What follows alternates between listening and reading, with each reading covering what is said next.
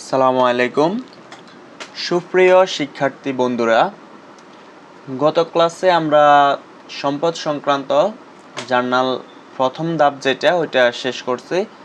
আজকে আমরা দ্বিতীয় ধাপ ব্যয় বা খরচ সংক্রান্ত জাবেদা এগুলো নিয়ে আলোচনা করব। তো এক্সপেন্স বা খরচ এর তালিকাগুলো প্রথমে দেখো। আমরা বাংলা নামগুলো সবাই জানি, তো এখন ইংরেজি নামগুলো একটু দেখতে হবে। স্যালারি এক্সপেন্স বেতন ব্যয়, এটা 29 হবে। আচ্ছা, স্যালারি এক্সপেন্স বেতন ব্যয়, রেন্ট এক্সপেন্স ভাড়া ব্যয়, ইন্স্যুরেন্স এক্সপেন্স বীমা ব্যয়, ওয়েজ এক্সপেন্স মজুরি ব্যয়, অ্যাডভার্টাইজিং এক্সপেন্স বিজ্ঞাপন ব্যয়, ক্যারিজ এক্সপেন্স পরিবহন ব্যয়, রেট অ্যান্ড ট্যাক্স এক্সপেন্স কর ও বিকর, ইন্টারেস্ট এক্সপেন্স সুদ ব্যয়, ইম্পোর্ট ডিউটি এক্সপেন্স আমদানি শুল্ক, অ্যাপ্রেন্টিসশিপ অ্যালাউন্স এক্সপেন্স শিক্ষানবিশ ভাতা, অফিস এক্সপেন্স অফিস খরচ, ট্রাভেল এক্সপেন্স ভ্রমণ খরচ, পারচেস ক্রয়। আচ্ছা, একটি নোট আছে, ব্যয়ের নাম সর্বদা ডেবিট হয়, ঠিক আছে। তো প্রথম ফ্রেড স্যালারি ইন ক্যাশ, নগদে বেতন দেওয়া হয়েছে, তাহলে salary expense debit, cash credit. Rent paid on cash, ভাড়া দেওয়া হয়েছে নগদে, তাহলে rent expense debit, cash credit. Paid insurance expense for cash টাকা 5000, insurance expense debit, cash credit. Office expense paid টাকা 2000, অফিস খরচ দেওয়া হয়েছে 2000 টাকা, তাহলে office expense debit, cash credit. Wage paid অর্থাৎ মজুরি প্রদান করছে 500 টাকা, তাহলে wage expense debit, cash credit. Expense চেকে প্রদত্ত হলে স্যালারি পেড অন চেক টাকা 5000 বা 1500 টাকা। তো স্যালারি পেড করছে যেহেতু চেকের মাধ্যমে, তাহলে স্যালারি এক্সপেন্স ডেবিট, চেকের করার কারণে এটা আমাদের ব্যাংকের টাকা যাবে, তাহলে bank credit. Office expense paid by cheque টাকা 2000, office expense debit, bank credit. Wage paid 5000, wage expense debit, cash credit. Office expense paid on cheque টাকা 1200, তাহলে office expense debit, bank credit.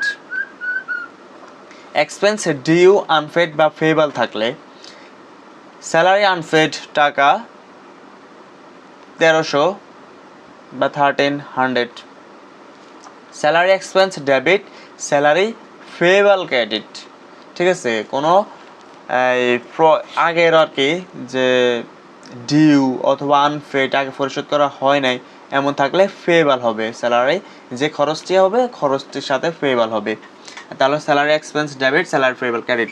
Wage due, তাহলে wage expense debit, wage payable credit.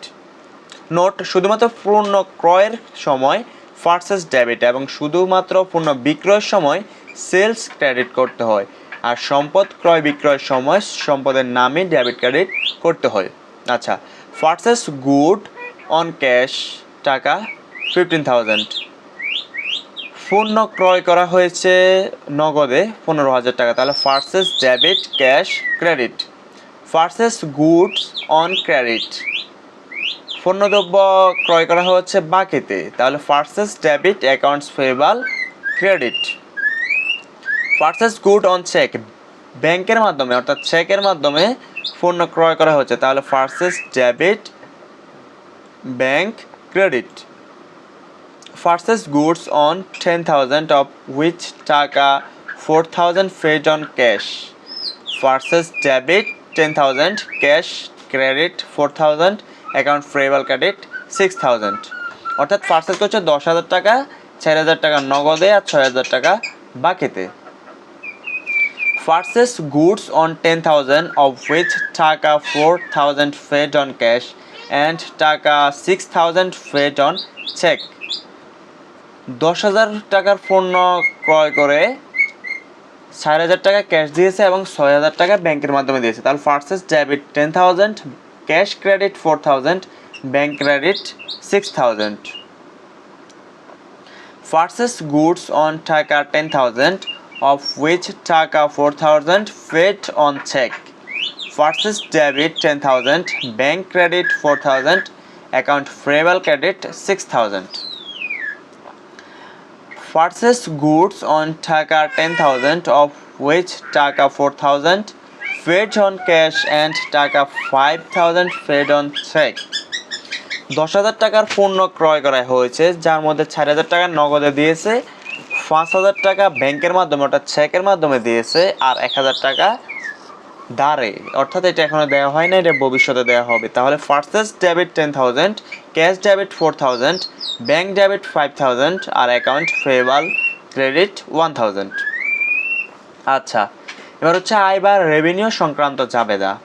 তো আয় বা revenue সংক্রান্ত জাবেদাগুলো জানতে হলে আমাদেরকে আয় কোনগুলা বা রেভিনিউ কোনগুলো ওইগুলো আগে জানতে হবে। ঠিক আছে, ইনকাম বা রেভিনিউর তালিকা। সার্ভিস রেভিনিউ সেবা আয়, সেলস বিক্রয় আয়, রেন্ট রেভিনিউ ভাড়া আয়, কমিশন রেভিনিউ কমিশন আয়, কনসাল্টিং ফ্রি থেকে আয়, ইন্টারেস্ট সুদ আয়, ইন্টারেস্ট অন ইনভেস্টমেন্ট বিনিয়োগের সুদ থেকে আয়, 4 ডিসকাউন্ট ইনকাম বাড়তা আয়, অ্যাপ্রেন্টিসশিপ প্রিমিয়াম শিক্ষানবিশ ভাতা। আয়ের শিরোনাম সর্বদা ক্রেডিট হয়, আয়ের শিরোনাম সর্বদা ক্রেডিট হয়, এগুলো হচ্ছে নোট, এগুলো আমাদেরকে মনে রাখতে হবে। প্রোভাইড সার্ভিস অন ক্যাশ টাকা 5,000, অর্থাৎ নগদে সেবা প্রদান করা হয়েছে, তাহলে ক্যাশ ডেবিট আর সেবা প্রদান করলে সার্ভিস রেভিনিউ ক্রেডিট করতে হয়, তাহলে cash debit service revenue credit, টাকা যা আছে তাই হবে। প্রোভাইড সার্ভিস অন ক্রেডিট, বাকিতে সেবা প্রদান করা হয়েছে, তাহলে অ্যাকাউন্ট রিসিভাল ডেবিট অথবা অ্যাকাউন্ট রেভিনিউ ডেবিট, রিসিভাল দিলে ভালো হয়, তোমরা রিসিভাল দিবা, service revenue credit 4,000। Service provide on cheque টাকা 3,000, তো ক্যাশ বা ব্যাংক ডেবিট আর সার্ভিস রেভিনিউ ক্রেডিট, চেকের মাধ্যমে প্রদান করছে সেজন্য ব্যাংক, আর ব্যাংক থেকে সরাসরি এটা উত্তোলন করে ফেললে সেজন্য ক্যাশ অবলিক ব্যাংক যে কোনো একটা দিলেই হয়। সার্ভিস প্রোভাইড টাকা 3,000 on cash and 2,000 on credit, service প্রদান করেছে 3,000 টাকা নগদে এবং 2,000 টাকা বাকিতে, তাহলে ক্যাশ ডেবিট 3,000 টাকা, অ্যাকাউন্ট রিসিভাল ডেবিট 2,000 আর সার্ভিস রেভিনিউ 5,000। ঠিক আছে, 5,000 টাকা সেবা প্রদান করছে। Provide service to customer but note bill, service প্রদান করছে কিন্তু কোনো বিল করে নাই, অর্থাৎ এগুলা এখনো নেয় নেই টাকা, ভবিষ্যতে নিবে, তাহলে account receivable debit service revenue credit. Provide service on cash টাকা 6,000, অন ক্রেডিট 2,000, এখানে 6,000 টাকা সেবা প্রদান করা হয়েছে, 2,000 টাকা বাকিতে, তাহলে আর 6,000 টাকা হচ্ছে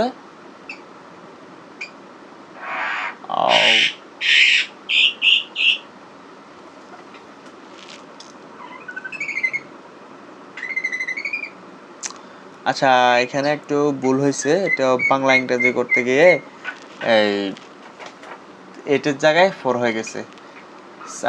এখানে সার্ভিস প্রোভাইড করার কারণে ক্যাশ ডেবিট করছে 6,000 টাকা, অ্যাকাউন্ট রিসিভাল হচ্ছে 2,000 টাকা, এটা ডেবিট হবে, অ্যাকাউন্ট রিসিভাল ডেবিট, আর হচ্ছে সার্ভিস রেভিনিউ হবে 8,000। ঠিক আছে, provide service on cash on credit 6,000 টাকা নগদে, 2,000 টাকা বাকিতে, তাহলে সার্ভিস রেভিনিউ হচ্ছে ক্রেডিট 8,000 টাকা।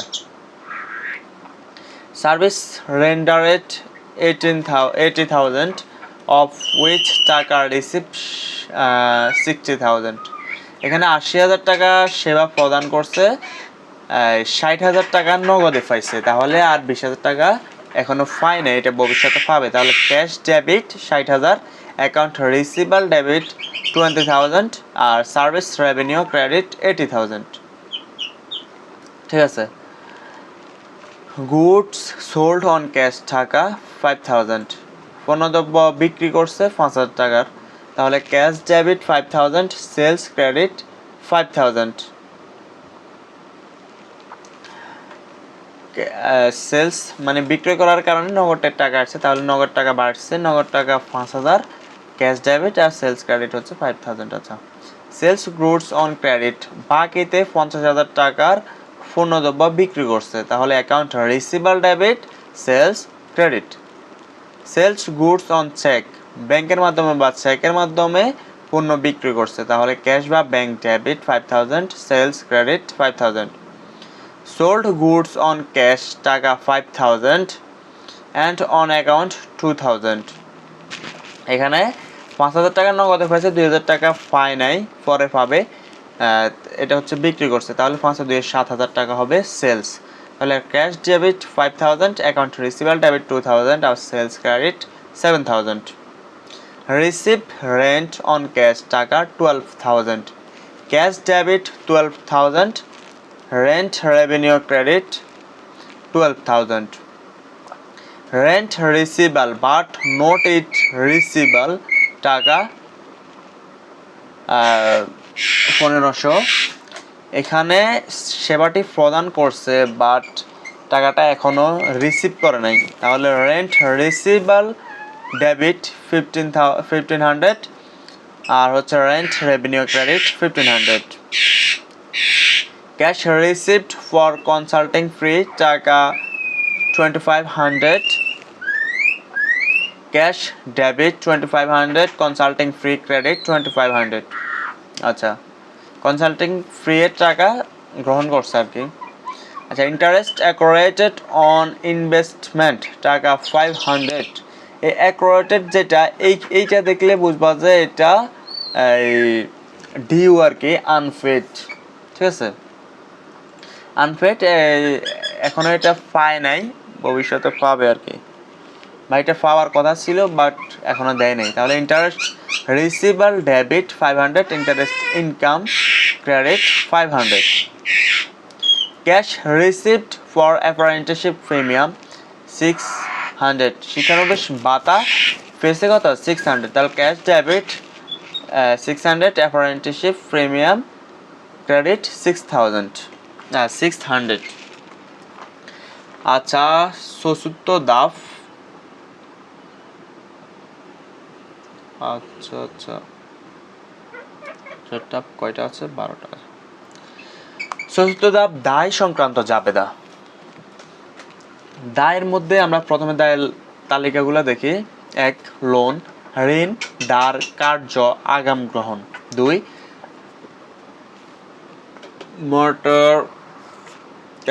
মর্টগেজ, লোন, বন্ধকি ঋণ, আনআর্নেড রেন্ট, আনআর্নেড সার্ভিস রেভিনিউ, অনুপার্জিত ভাড়া, অনুপার্জিত সেবায়, অ্যাকাউন্টস পেয়েবল বা ক্রেডিটর্স। অ্যাকাউন্টস পেয়েবল হচ্ছে প্রদেয় হিসাব, ক্রেডিটর্স হচ্ছে পাওনাদার বা ক্রয় খতিয়ানের জের। অ্যাক্রোয়েটেড এক্সপেন্স পেয়েবল, বকেয়া খরচ, প্রদেয় খরচ। বিল পেয়েবল, প্রদেয় বিল। ব্যাংক ওভারড্রাফট, ব্যাংক জমাতিরিক্ত। বন্ড পেয়েবল, প্রদেয় বন্ড। আনআর্নেড রেভিনিউ, অগ্রিমপ্রাপ্ত আয় সমূহ। ব্যাংক লোন বা ব্যাংক ঋণ। আচ্ছা, taking loan from a friend টাকা 5,000, একটি ফ্রেন্ড থেকে লোন নিয়েছে, তাহলে cash debit, loan credit. Loan repeat টাকা 4,000, আবারও রিপিট করে লোনটা নেওয়া হয়েছে, তাহলে cash debit, loan credit. Taken loan from bank টাকা 40,000, এবার হচ্ছে ব্যাংক থেকে লোন নিয়েছে, তাহলে cash debit, bank loan credit. Bank loan reimbursed টাকা 40,000, bank loan debit, cash credit. এটা হচ্ছে ব্যাংকের টাকা পরিশোধ করছে আর কি, তাহলে bank loan debit, cash credit.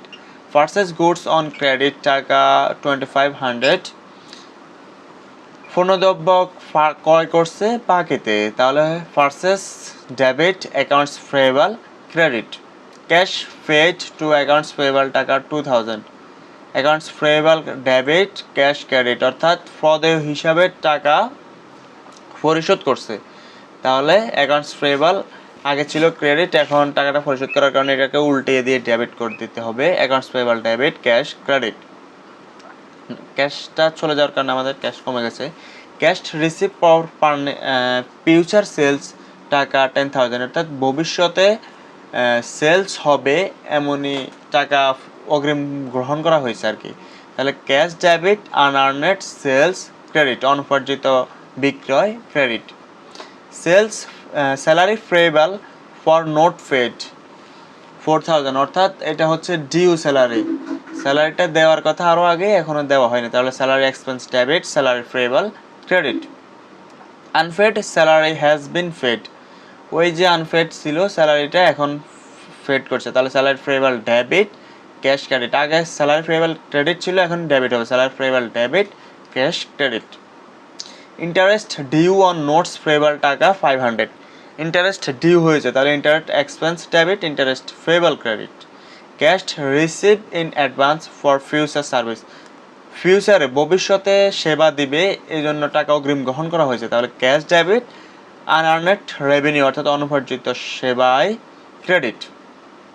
আনআর্নেড revenue earned, অনুপার্জিত আয়টি এখন অর্জিত হয়েছে, তাহলে আনআর্নেড রেভিনিউটি ছিল আগে কি ক্রেডিট, এখন এটা উল্টিয়ে ডেবিট হয়ে যাবে, unearned revenue debit, service revenue credit. তো ঠিক আছে, আগামী ক্লাসে আমরা পঞ্চম ধাপ মালিকানা সত্ত্ব এটা শেষ করব, এটার পরে আমরা ম্যাথে ঢুকে যাব, অর্থাৎ ম্যাথ শুরু করব আর কি। তো আজকের মতো এখানেই বিদায় নিতেছি, সবাই ভালো থেকো, আর ধারাবাহিকভাবে প্রত্যেকটি ক্লাস করবা, তাহলে আশা করি ম্যাথ নিয়ে আর কোনো সমস্যা হবে না, কোনো অ্যান্টি নিয়েও সমস্যা হবে না। আর যদি কোনো কিছু বুঝতে অসুবিধা হয় বা জানতে হয় তাহলে অবশ্যই কমেন্ট বক্সে বলবা, আমি উত্তর দেওয়ার চেষ্টা করবো অবশ্যই। ঠিক আছে, আল্লাহ হাফেজ।